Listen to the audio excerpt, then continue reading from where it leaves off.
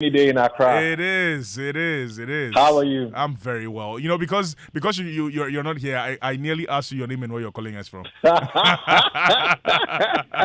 Kofi Jama, but you said you have a couple. Oh, kakrebi. A gray hair. No one can say gym. Gray hair. Ah. A Jane said them. A Jane Bakum you be that account, but oh, it means you're getting wiser and wiser. Oh yes, yes. The money will come later. It should come now. Doc, I hope you're good. Yes, I'm good. I'm good. I've had a wonderful week so far. Too bad I couldn't be in studio with you. Fine. Just because being kept away by the rain. Yeah, that's true. But I'm sure we can. Definitely. It's not going to stop us from discussing food safety, food poisoning, and everything we need to know about it. Absolutely. Right. So, Kofi, and to all our listeners, I say good afternoon or good evening. Today we're going to talk about, or in the next 2 weeks, we're going to be discussing food. And anytime I have the opportunity to talk about food, I get very excited because I really love my food. But unfortunately, eating or consuming food can create some health emergencies for us. And that is why food safety then becomes very, very important. And in the next 2 weeks, we are going to look at different aspects of food safety. Let me share with you some important facts, some key facts. Okay. An estimated 600 million people, almost 1 in 10 people in the world, fall ill after eating contaminated food. 420,000 people globally die every year. In 2019, there was a World Bank report on the economic burden of foodborne diseases. That is, diseases that are occasioned by the consumption of a food product. And it said that low and middle income countries, Ghana, we lost as much as $95 billion US. $95 billion US in 2019. Wow. As the annual cost of treating foodborne illnesses. And then also the loss of productivity. So that's a huge economic burden. That's true. Children under 5 years carry about 40% of the burden of foodborne disease. Children under 5, they bear the brunt of foodborne diseases with over 125,000 deaths every year in that particular age group. Wow. So, children under 5. These are very, very sobering facts. Wow. And to think that something that brings us so much joy and happiness, look, if you have a party and there's no food, nobody will come. I definitely won't make that trip. So I know Philip too will make that trip. Even I will not go. So food is a part of our social interaction, right. But unfortunately, eating food can give us some health problems. And Kofi, the health problems are in 3 main categories. We can develop health problems from eating food because the food is contaminated with microorganisms. What a lot of people will typically refer to as food poisoning. Mm-hmm. Means the food has been contaminated with microorganisms. The second group, why diseases or food can cause some health challenges, is because the food has been contaminated with some chemical. I'm sure you've seen these small vegetable farms, and you find people with these spraying cans hanging from their back, and they are spraying all sorts of pesticides onto these vegetables that they are growing, and then they harvest them, and then you and I will buy them. That's true. Because my dietitian Yaira mentioned that we should eat a lot of fruits and vegetables, yes. And therefore you are buying these fruits and vegetables. But unfortunately, there's something we call residual pesticides. There's residue of that pesticide is sprayed. There must be a certain period of time before you harvest it. maybe not everybody is aware of those time limits, and they harvest the products from the farm. Shortly after applying these chemicals, you and I buy the fruits and vegetables, we consume them, and then we have problems. So chemical contamination of food is another category of food-related disease. And then lastly, which I feel is a very sad one, is food allergies. People consume certain food substances and it gives them terrible reactions from choking because they get a swelling in their foot, they get a rash on their skin, they get swollen lips and swollen eyes, they get ulcers along their gastrointestinal tract such that they bleed, they poo, and then there's a lot of blood in there. And these are all forms of food allergies. I quite remember there was a newspaper story, and it was one of the topical things that happened on the legal front in the United States a few years back when someone died on an airline because they ate biscuits on that flight that contained some allergic substance, or that's a substance that they were allergic to.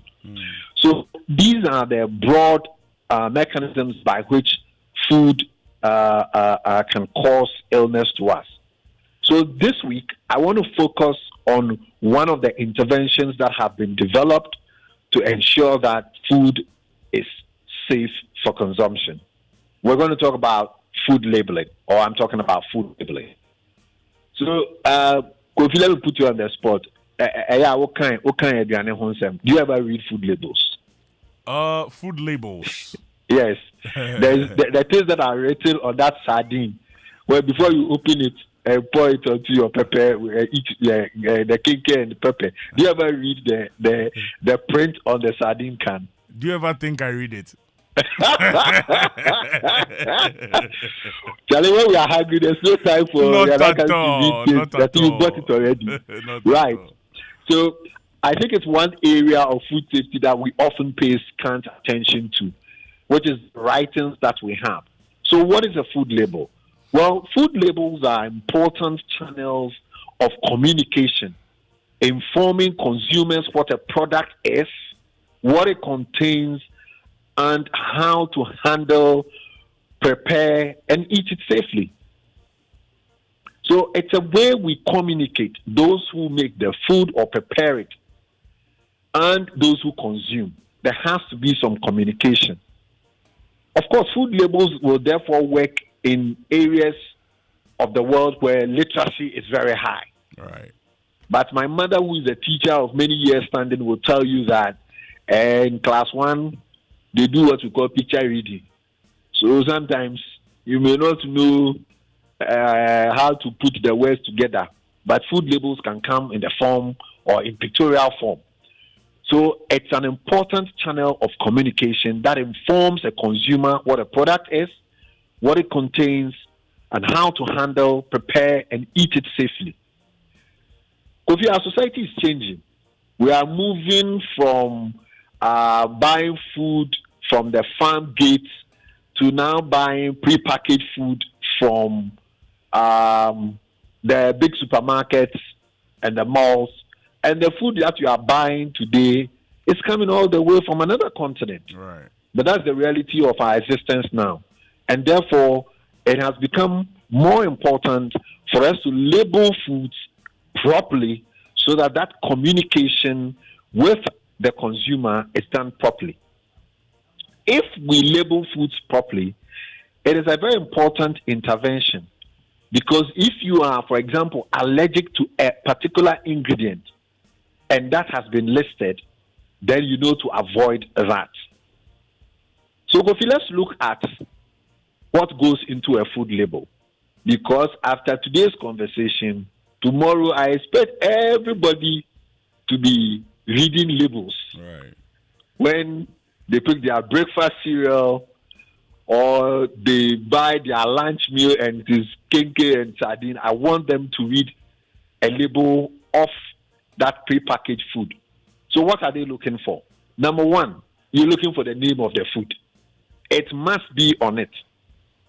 the name of the food, because the name tells you everything. The name tells you what it is. So we'll say Titus sardine or a particular brand of sardine. Well, sardine is a type of fish. So automatically then I know that this is fish. So if I want to eat fish, then I'm going for one of these things. And then there's also a brand name that then goes with it. So that if there has been any public health notice regarding that particular brand, then you are aware. But the name of the food, and it should be legibly marked. The name should not be false. It should not be misleading or deceptive to the nature of the food. So we want to know the nature of the food by mentioning the name. So I'm not talking about the brand name, but we want a name that tells us the nature of the food. Number two. For example, if it's fish, it's fish.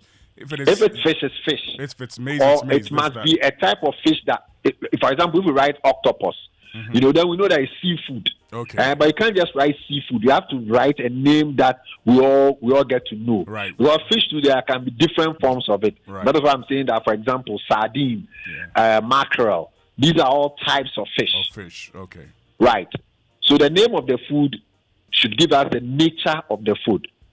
Kofi, the second thing on the food label is it must have the list of ingredients. The ingredients should be listed in descending order of weight or volume. The ingredient that is of highest quantity or amount should come first, followed by the next one until you get to the least ingredient in there. Food allergens stated in law must be specified if they are present in the food.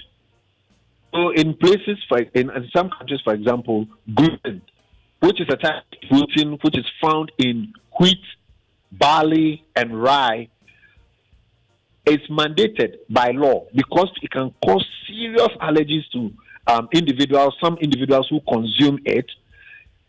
The law requires for you to state it. So once they list the ingredient and there's gluten in there, you put into brackets, you state that this is an allergen or it can cause an allergic reaction to some individuals. Okay. So in listing the ingredients, you also must indicate those that are allergens. Right. The third label thing on a label is a statement of special conditions for storage or instructions for use. A statement of special conditions for storage or instructions for use. So some of the food will say, you can keep it on a shelf. Keep away from sunlight, direct sunlight, and so on and so forth. Keep refrigerated. Yes. Statement of special conditions for storage or instructions for use. Number 4, name and address of the manufacturer or the packer. It is important we're able to trace if there are problems. The first thing I want you to look out for is the durability. What do I mean by durability? We're talking about the best before dates. Kofi, I'll be honest here and tell you that I entered medical school, that best before, I never quite understood it. Best before. What do you mean best before? We just read it and then we just moved on. But we're saying that the food is best consumed before a certain date. Right. Best in terms of its taste, best in terms of its composition, in terms of the way it feels when it's in your mouth, best in terms of its nutritional value. So that's what we mean by the best before. Right. If it goes by that day, it will not be harmful, but you will not get the best of the various attributes that particular food has. I was just then, of course, we also have the expiry date. Okay. The expiry date. Then that is also a different thing altogether. Because then we introduce safety into it.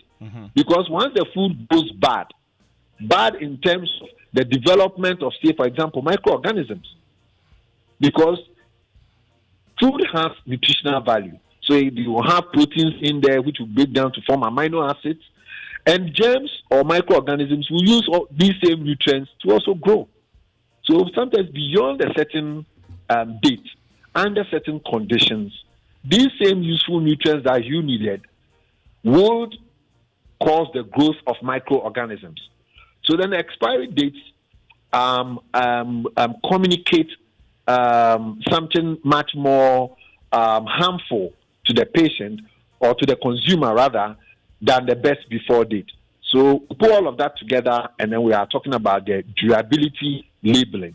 So, lastly, Doc, just before you go on, so there are two different things. I'm just now paying attention to it. That because sometimes you see best before, you don't see expiry. Isn't that the case? Exactly.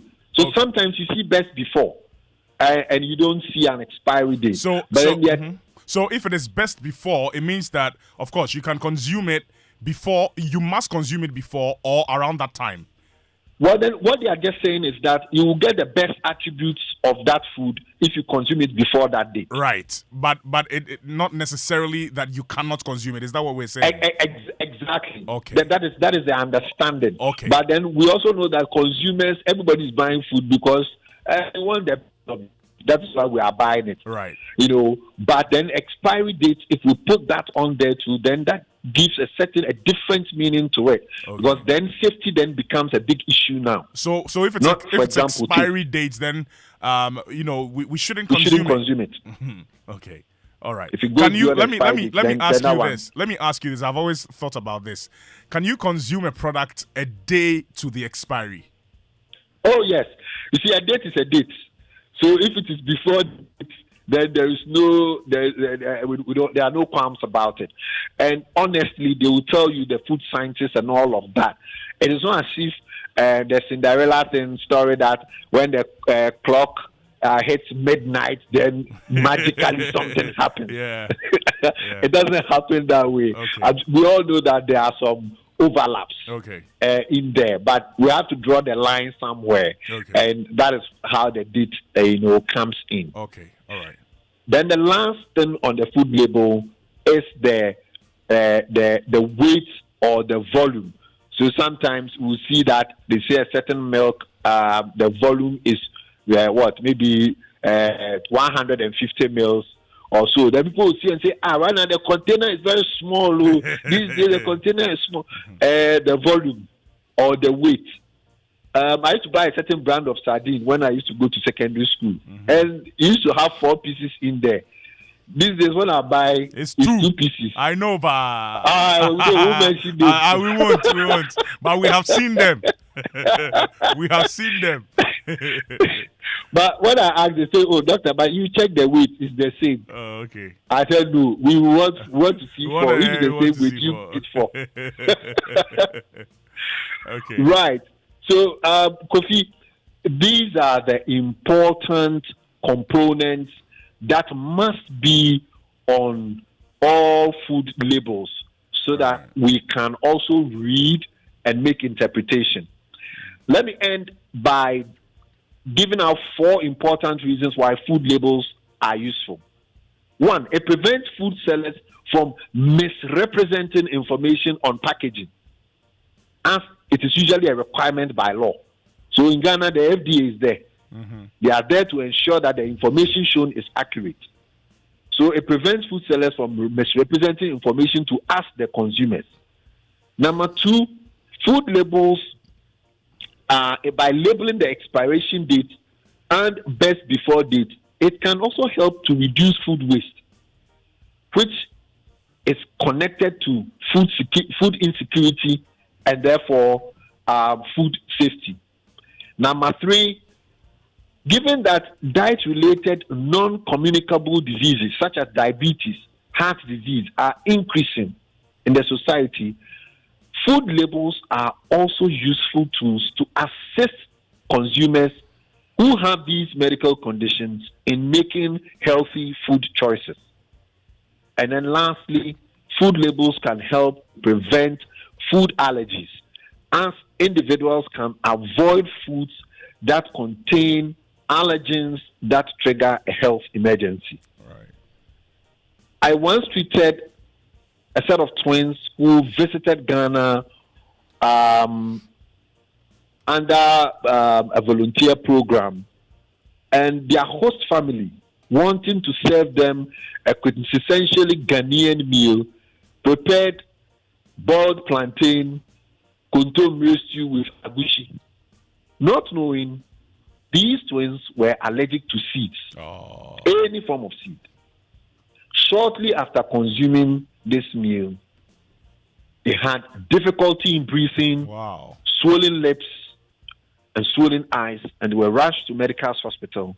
Thankfully, I was on duty, and we were able to intervene when one of them managed to mention to me that they are allergic to seeds. And the host family confirmed they had added agushi to the food, the stew.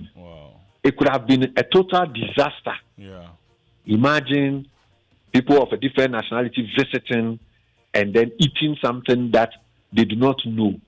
So food labeling can help us prevent food allergies, which can end disastrously. So Kofi, we'll end it here this week. And then next week, we will look at food contamination by microorganisms or germs. Okay, all right. I think today's episode has been very educative. And quickly before you put your number out, I just want to run over the things that you mentioned when it comes to labeling. So we need to find the name of the food. It must have a list of the ingredients, and also they have to state whether it contains ingredients that can cause allergies, right? Yes. And then we look out for the storage, the name and address of manufacturer, durability, Absolutely. Then finally the weight and the volume, right? Absolutely, Kofi. Good student. You nailed it all down. Brilliant. Thank you. All right, so Doc, I'm pretty sure that some of our listeners would want to reach out to you. Where can they find you, and what's your contact, please? All right. So to reach out to Medical's Hospital, the number is 0501 477 340. Our WhatsApp number is also 0501 477 340. We'll continue this conversation on our social media handles. Our Facebook page is Medical's Hospital. Our Twitter handle is @MedicalsGH. And our Instagram is also @MedicalsGH. So this is how people can reach out to us and also continue to follow up with the conversation. Thank you very much. I'll catch you next week. That's right. Thank you very much, Dr. Yaw Osafo. Right.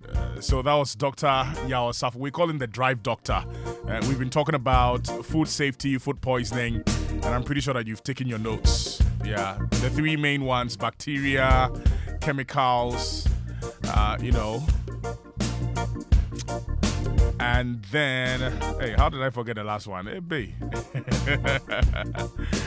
All right.